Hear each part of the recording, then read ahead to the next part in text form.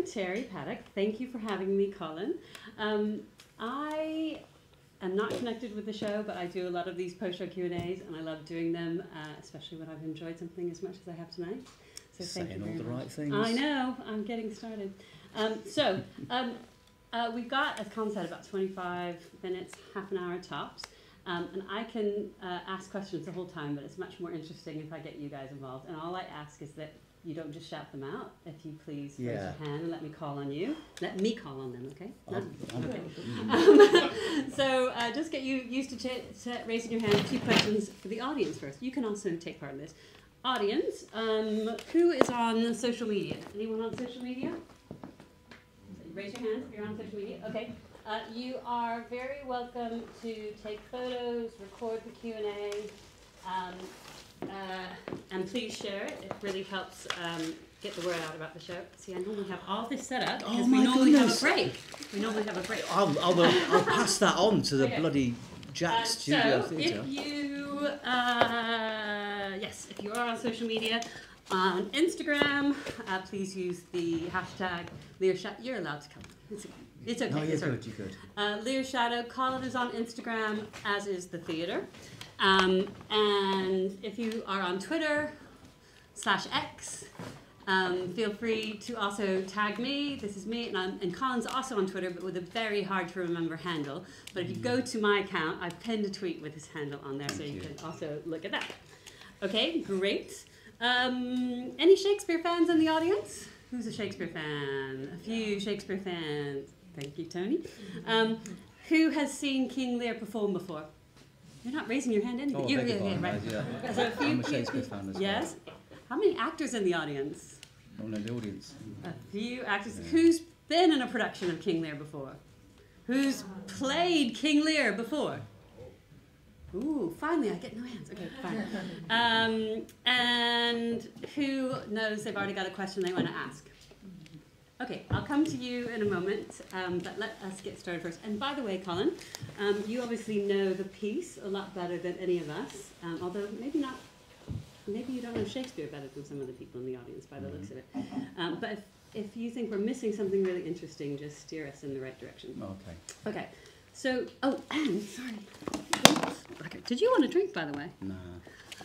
I also have another prop. So, when I come to Shakespeare productions, I always think we should remember that we aren't all Shakespeare aficionados. So let's also remember that there are some Shakespeare dummies in the audience, and that hopefully we'll be watching this Q&A and not put off, because I think we shouldn't put off people from coming to Shakespeare. Don't you agree? Yeah, I read things like that all the time. When I'm working on a part, on a Shakespeare play, I go straight to the schools editions every time. Some of them have got better notes than the bloody Arden. The Arden will say, oh, no, the first folio says this, and the second folio says that, and the quarto says this. And I'm going, but what does the word mean? Nothing. Nothing. So you go to the schools version, Shakespeare for Dummies, or the David Crystal and Ben Crystal, Shakespeare's Words. Great big thick Bible of a book.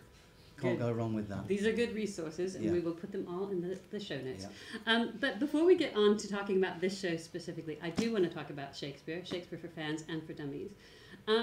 You are an incredible Shakespeare veteran. I think, looking back through your credits, I think I counted 30 plus Shakespeare productions that you've been in, probably more that aren't even listed. Yeah, probably. Over a career spanning 40 years, you've performed with the RSC, the National, the Globe, and many, many others. But prior to all of that professional experience, what was your first Shakespeare experience? My very first Shakespeare experience was playing a small part, LeBeau, in As You Like It. School play. So you hadn't seen it before? The first experience with performing Shakespeare? Wasn't interested in Shakespeare, wasn't interested in plays, nothing. I was at a boys' school. It's an all-boys school. And I was not very cool. I wasn't in the rugby team, and I'd got terrible teeth and a bad haircut, and I was wearing my granddad's trousers. You know, I was the lowest of the low. You know, because your status in a boys' school is it's defined by your physical prowess, and I didn't have any. You know, so and I was a teenager, and I don't think I'd spoken to a member of the opposite sex for about 6 years. You know, so if someone female came in, I'd just go bright red straight away. But I was in the chess club. And a couple of my equally kind of mates said, oh, we're doing a school play. And I went, oh, what's that then? And they said, well, it's at the girls' school. And I went, oh. And they said, we're going to do it. And I went, oh, I'm not doing that. And then, well, then I'll do it. So we shuffled up to the girls' school. And we met this wonderful man called Paul Ward.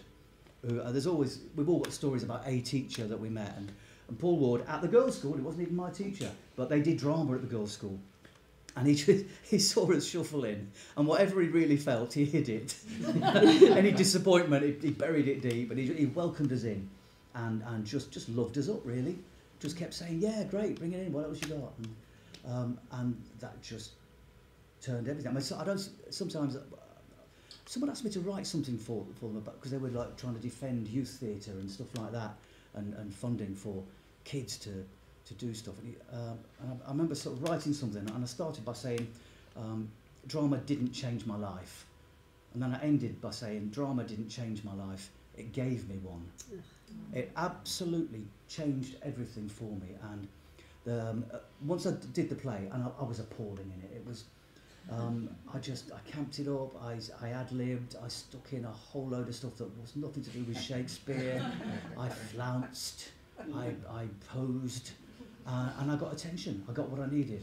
And the rugby team came to see the school play because their mate, the captain, was playing the leading role. And suddenly, next day, the rugby team were talking to me. You know, they said, all right, Hurley, because in those days you used people's surnames. None of us knew each other's first names. And suddenly, like the rugby team said, all right, Hurley. I said, oh, yeah. So I decided on that one tiny part in one little school play, I decided to become an actor, and I announced it to the world. Well, that's it, you know, I'm going to be an actor.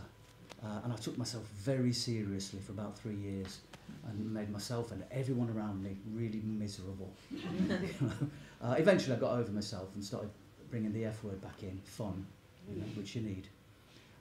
I also say sometimes that I mean Peter Crouch has used this line as well, but you know, if it wasn't for drama, I'd probably still be a virgin today. And how many kids do you have? Well, so I after the first school play, I got a little bit closer. That was very early. No. Yeah, no. What I was going to say is I got a little bit closer to losing my virginity after the first school play.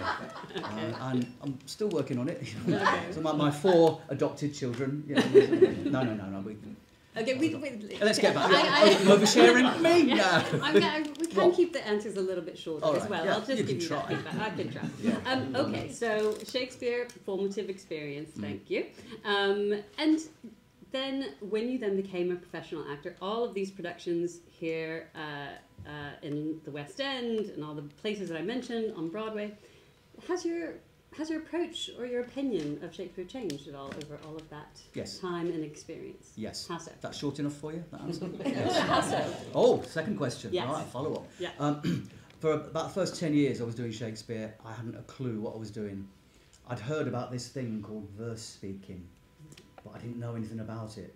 So every time I went on, I was getting paid to be in Shakespeare plays, and I was just terrified that someone would suddenly like point and go, the Emperor's got no clothes on, you know, he doesn't know what he's doing, and then everyone would start laughing and I'd die and just melt into the stage.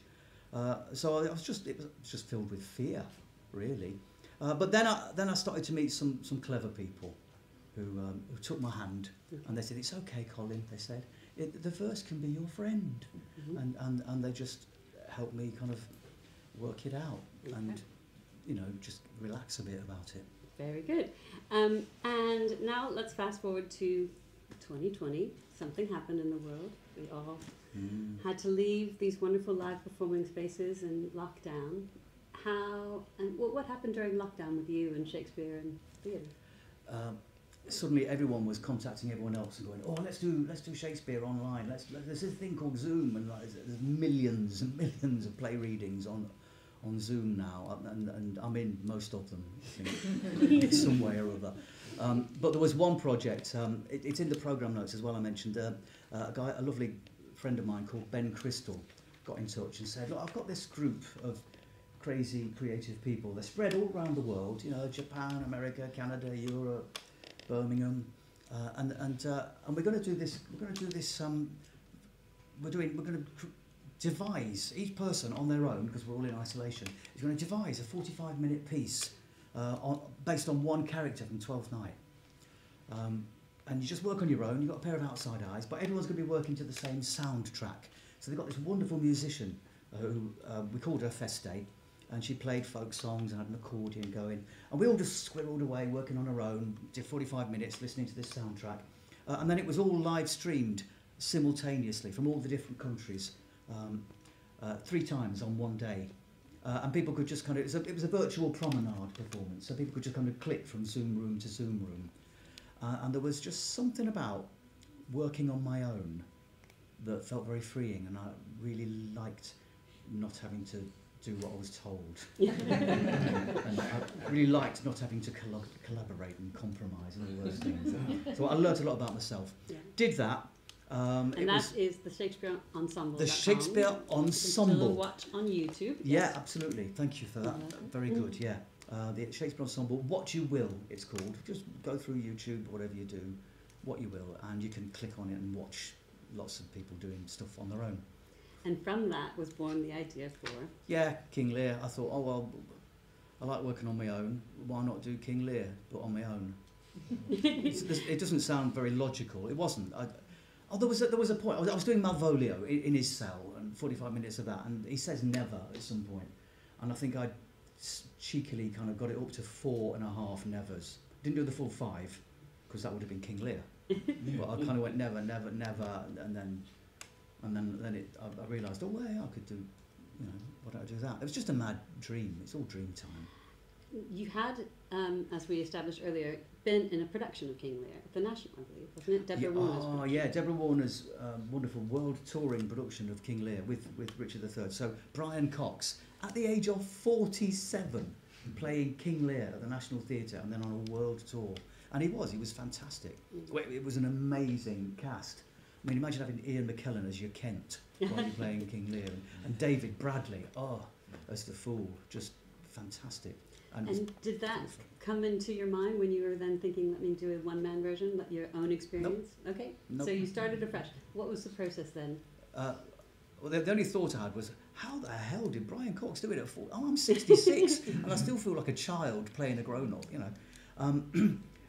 Very simple. A lot of actors do this in preparation for a part. They go through the character lists. Some of you will know about these character lists. You go through the play, you write out a list. Everything that anyone says about your character. Everything your character says about anyone else. Everything your character says about themselves. You've got loads of really good quotes then. You've got like 3 pages of really good quotes. So that was my starting point. And then I thought, what other bits do I like? Oh, that's a nice little speech. Maybe I could get that in. And then I was just like a crazy person, mumbling things. I'd learn a few lines and just say them, and then I'd go, what if you said them backwards? Oh, what if you said that thing and then that thing? Oh, they go together nicely. None of it was clever clogsy or intellectual or anything like that. It was all just stumbling through and going, oh, that's fun. And then, you know, suddenly, like, I don't know, I must have been making an omelette or something when I suddenly went, oh, I remember thine eyes well enough. And my family was shaking their heads. I mean, Rach was going, oh no, we've lost him. You know? And my sons as well, you know. And I don't get a lot of respect from my boys anyway, but it went down even more. So for the benefit of those who are consulting Shakespeare for Dummies or the like, approximately how much of the text of the full-length play is included in Lear's Shadow? Maybe. Well, this is 70 minutes. I think if you did the full fat version uncut, I suppose about 3 hours, maybe longer. So. But you very much get. I mean, it's fun if you have seen it. You kind of can, you know, that the story of the father and the daughters is coming through very, very strongly. Gloucester, kind of. Yeah, and now that I got a good steer from a young director called Peter Brook. Okay. There's on YouTube. There's this amazing, very very old production that was made for American telly, and it's Peter Brook, aged about 7, I think, directing Orson Welles in King Lear, and it's extraordinary. I mean, you know, there are moments when you go wow, and other moments where you just go, oh boy, they had like a little model tree, and you could see it was a little balsa wood tree in the storm, and Orson Welles is beard started coming off, and because you didn't do lots of takes, so his beard was coming off during the storm, and just extraordinary. But they had the idea, because it was American telly, you've got to be shorter. They just cut Gloucester, Edmund, Edgar, everyone. Yeah. So I kind of, that gave me a little leg up. Permission. Yeah. Okay, hand back here. Me? Yeah. Well, you've answered quite a lot of my questions. Sorry about that. Well, that's all right. No, I mean, it was more to do with the process. Yeah. That was the question I wanted to ask about. Doing this play by yourself, I was going to ask, did you miss other people, being on stage with other people? No. There's no there's no element of I mean, I got scared, but luckily I worked with an amazing group called The Factory Theatre Company, and we're always playing together, and it's all about the space between you and each other, and trying not to get stuck in showing off and things like that. And so we're always cleaning things off, and so there's lots and lots of working with other people all the time. Yeah. For real. So this just felt like a balance to that. Really. And just connected to that, I just wanted to ask, how did you when you're with other people, there's a sort of outside eye. How did you maintain that? Did you have someone directing it and giving you? Yes. Yeah. Have you worked with a director? Yes. Well, I didn't. Ben Crystal won't call himself a director. Originally, I said, Ben, I'll put you down as director, and he went, right, and then we did like almost a week up in North Wales where he lives, doing research and development, and he helped so much. Like, just every single point that he mentioned something, I went, well, at first, if I'm honest, I went, don't like you anymore. But then I'd sleep on it and go, you're probably right. What was interesting, because it got quite prickly, weirdly. I mean, Ben is a beautiful man, lovely, gorgeous man, and he kept saying, what do you want? What do you want me to do? What do you want from me? And I was going, I don't know. But like, when he mentioned things, there's a bit of me that's just my visceral response was, oh, you hate me. No matter how constructive the criticism, and I've always had this issue with direction. There are only two directors in the whole world that I don't have a problem with. One of them's sitting there, Sarah Beddy, the wonderful Sarah Beddy. And the other one's, you have to say that because she's sitting there. but it's also the truth. And the other one's in bloody Canada, so you have to say what I like about it, Tim Carroll. But on the whole, it's ridiculous and childish and immature and that. But I have to get over this kind of, oh, you hate me, and then I go, oh, you've got a point actually. And so Ben helped beyond recognition in the end, loads and loads and loads. But having had 3 days full on together, another thing is like socially, I'm not good. Rachel will tell you this. I'm not good with like long conversations. I can't believe that. Really? Well, it's okay because you're not trying to contribute. You're not. Thank you very much. No, yeah. There's my mouth. There's my foot. But I just find social interaction quite tiring after a while. And so me and Ben was great. He said, "Well, I said, are you coming down then?" He said, "I don't think you need me now, Cole."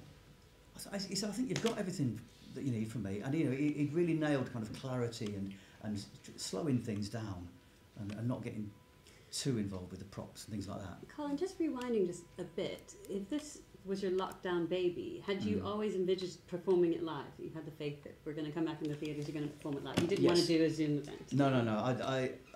I did the Zoom thing, and I loved doing the Zoom thing. And I thought, oh, can we get the Zoom thing into a space? And I didn't fancy it. Yeah. And I don't want to do on Zoom.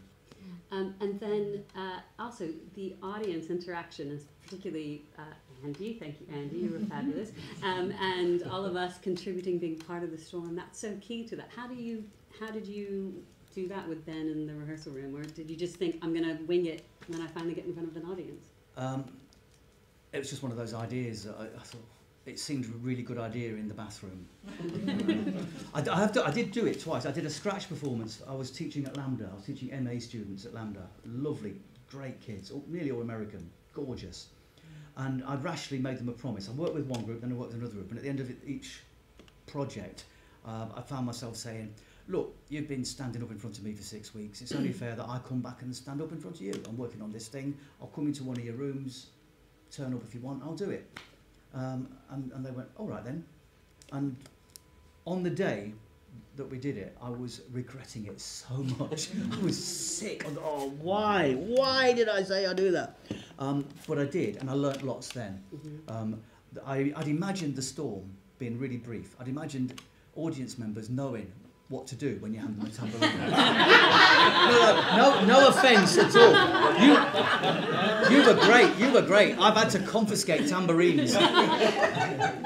And what's lovely is as a gift to me, because whatever happens, I have to go, all right, so that's what the storm is. Yeah. 2 nights ago, I very confidently handed one to someone I knew was a musician. Yeah, and I went, Dum, and she went, boom.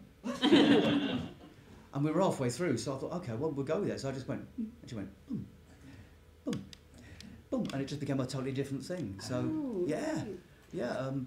So it's a live thing, as we would expect. But so you're improvising and kind of changing it night to night. I've got to. I mean, I've got to meet you. You know, you've turned up, and I appreciate it. So there's no point me bullying you into doing Colin's version. You know, so it doesn't work. Well, how are we tonight? Were we brilliant? Best audience I've ever had. Yeah. I could feel it in the room. You could, yeah. Other hands, please. Sarah. So you've done Malvolio, you've done Lear. Are there other characters you'd like to take on? Nah. Nah, I'm done now. Yeah.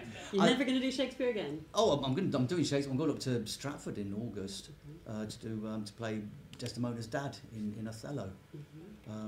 That's a proper job. No, I guess I've got this kind of idea of kind of just walking with Lear for the next 10 years. You know, put the show away, take it out again. There's a 2-person version in my head with my mate Tony Taylor, Equity's best kept secret. Oh, sorry, different Tony. We could make it a 3-hander. And Ben's very good at doing like what he calls a quick raise. So he'll get a group of actors together and go, okay, we've got 3 days. Let's do King Lear. Put on, and you just stick it on. So, you know, might do something like that. But it's just such a brilliant piece of writing. I want to keep dipping into it. And it can continue to change, as we've said. Yeah, and I'm not going to get too old for it. That's right. In the back, please. I've got 2 questions. Okay, let's hear one first, and then we'll decide if you deserve a second. Is there a specific line in King Lear that encapsulates the play? That's a good question. I'm stumped for an answer. There's one on the wall. Lie here. I don't know. What would you say? Well, the classics are I'm a man who sinned against it, that it's sinning. Yeah. I suppose you come up with that one. I wondered if, because I haven't read the play for so long, I wondered if you had one that you kind of stood out for you. That just I don't think there's a particular one. I mean, I know like Ben. I keep talking about Ben Crystal. But he adores the play. He's actually got a tattoo on his arm. Nothing will come of nothing. That's a pretty good one. I love that. Yeah. Who can tell me who I am? Is that? Oh yeah, that's good. Yeah. That's a good one.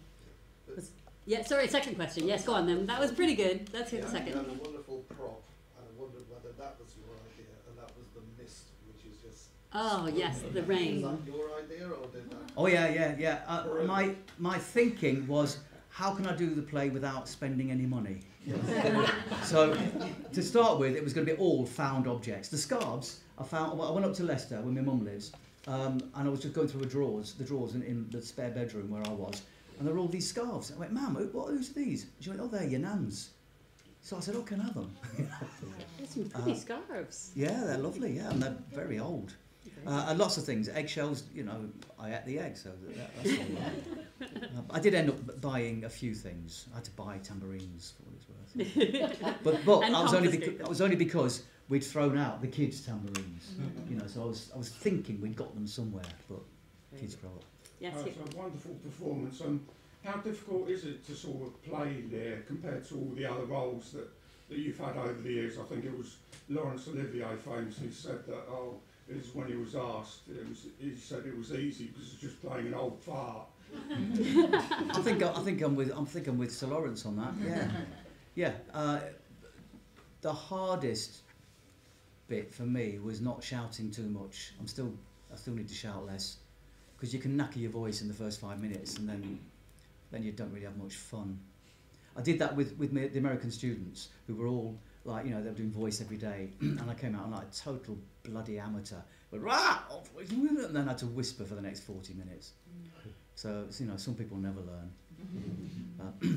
I guess my main issue now is, oh, hang on, is it this bit or that bit next? You know, there are still places where I could easily kind of loop, and it could be a 5-hour show. Well, we have a time limit on the Q&A as well as the show. I think we've got time for maybe 2 more audience questions. Who's going to be, yes, in the middle there, and then we'll come to Tony. Just wanted to ask, thank you so much for the show. I wanted to ask about the process you go through to make a one-person show, because you're very vulnerable, and some people find it really difficult to just command that stage on their own. So just give us some of the joy that it takes to kind of have the autonomy of making a show on your own. Oh, what a lovely question. Yeah. Like I said earlier, the main thing is not having to answer to anyone. You're just having your dreams. It's playtime. Just playtime. You're just trying out the daftest stuff I would never do in a rehearsal room. You know, I'd go, oh, I can't do that. But at home, I could. And it just letting it grow, not having a time pressure, not going, we've got to get this on in 3 weeks, I found very freeing. The little bits of telly that I've done, I don't really enjoy doing film and telly, but I've got this thing where I'm in the trailer, and so I've got the computer, and I'll just kind of self-tape again while I'm waiting. And I'll do my scenes, I'll do my lines from the scenes, and record it and look back and go, well, that's a bit shit. I'll do it again, do it a bit better. And a funny thing happens where when I see the end product, the little part I do in the telly performance or whatever, it's never as good as my self-tapes. Something happens under the gaze, I wilt. Not everyone does, but I do. And so this was a chance to kind of not wilt under the gaze. And I've spent my whole life, you know, I've spent so much time at the Globe and with the factory, and it's all about not blocking people out. You know, if I used to say there isn't a fourth wall, but you know, if there is, it's porous. You can reach through.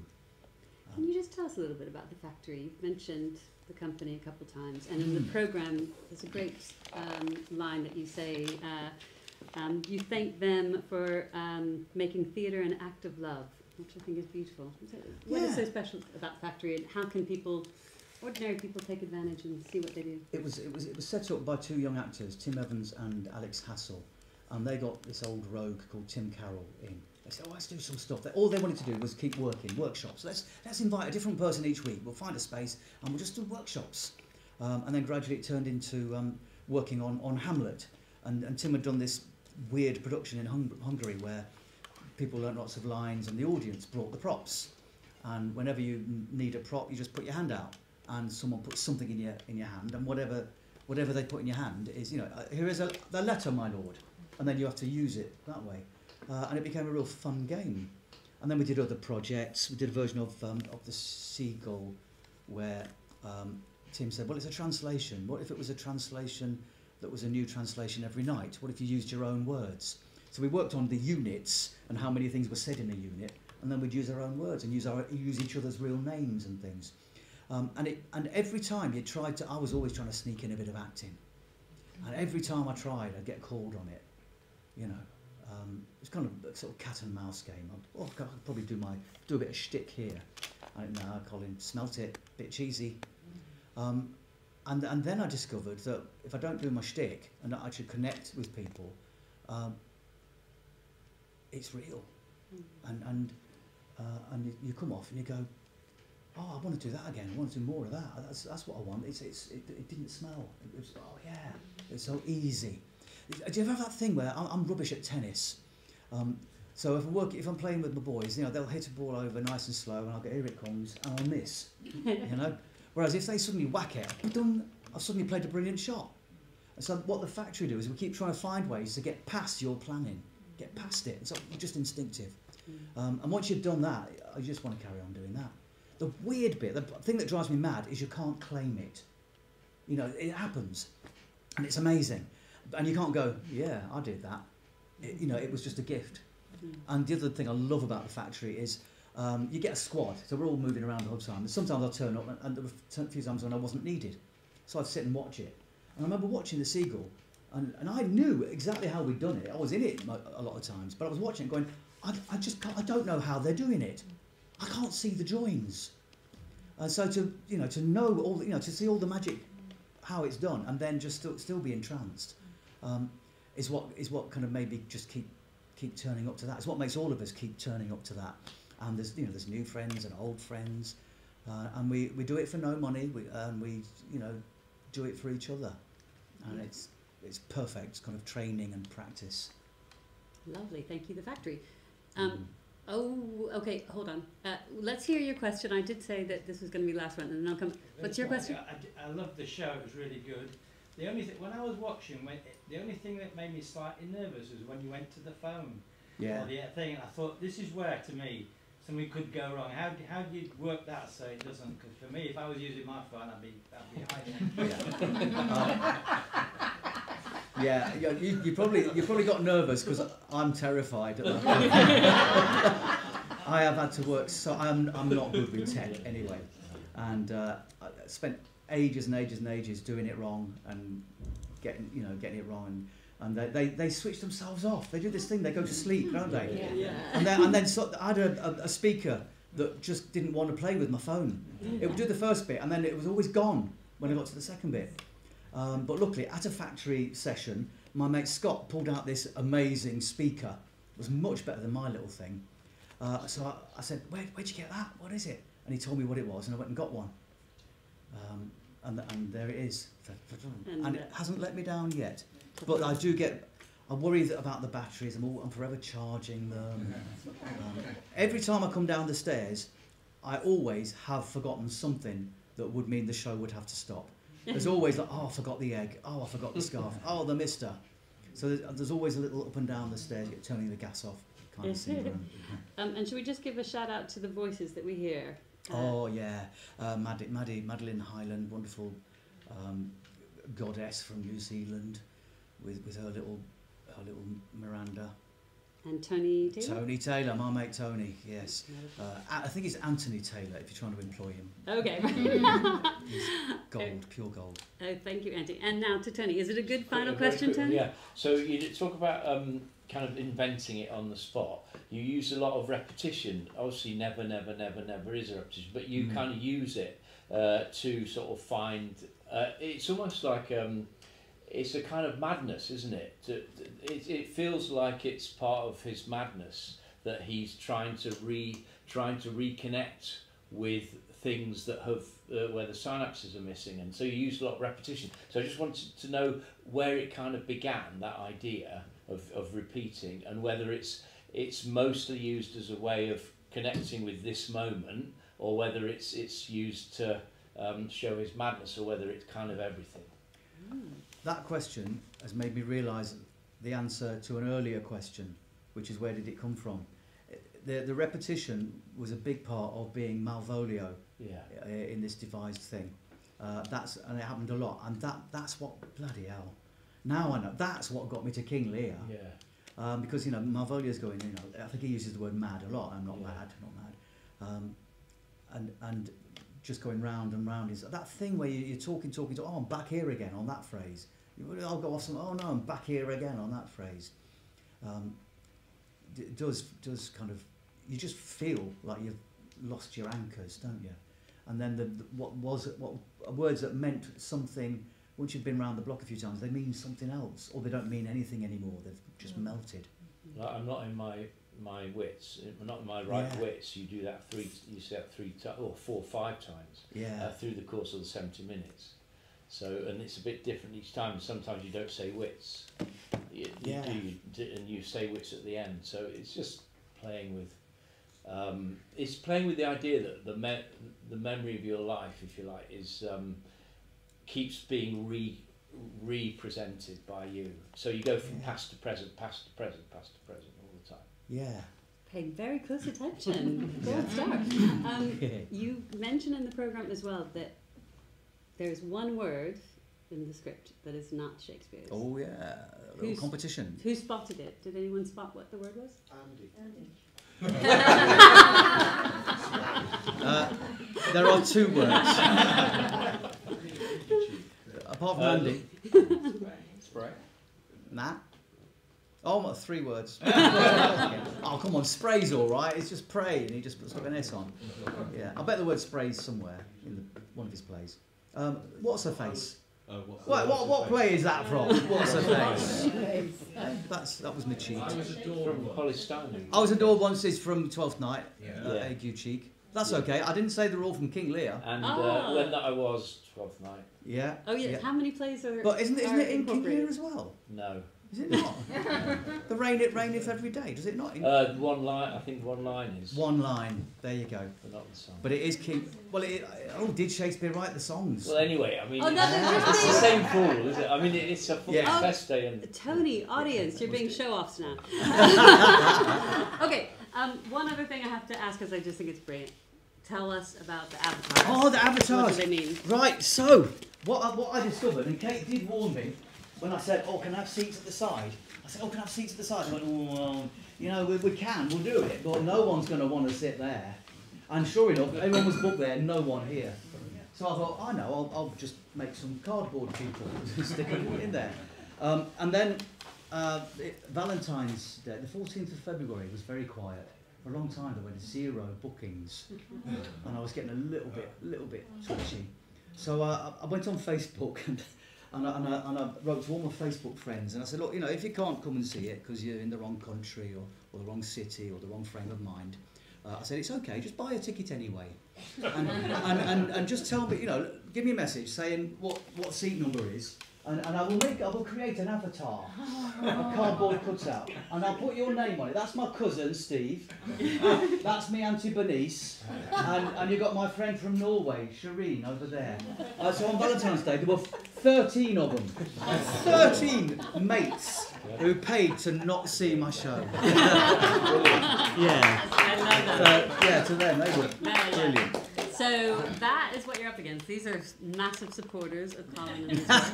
Now, so, audience, now you are also supporters of this show and Colin's work, yes, okay. So I want you to go forth and be ambassadors. Spread the word. Lear Shadow is here at the Brockley Jack until the 24th, which is one more week. So. Next Saturday. Yeah. So pick up flyers, tweets, Instagram, post, whatever. Come again. Get an avatar, whatever. And will you keep us posted on what happens next? I with will. The 10 years of performing this? I'm still struggling with social media, but you know, there's a chance I might accidentally send you porn. You know, for which I apologise in advance. You know, knowing some of this audience, I think they won't be bothered. But I'm trying to work out how to hashtag and retweet, and it's killing me. Okay, so but for those of you who are on social media, after we give a big round of applause, could you please get your phones out, take a photo, and promise me that you'll share it? Will you do that? Okay, great. Okay, so then please join me in thanking Brockley Jack and Colin.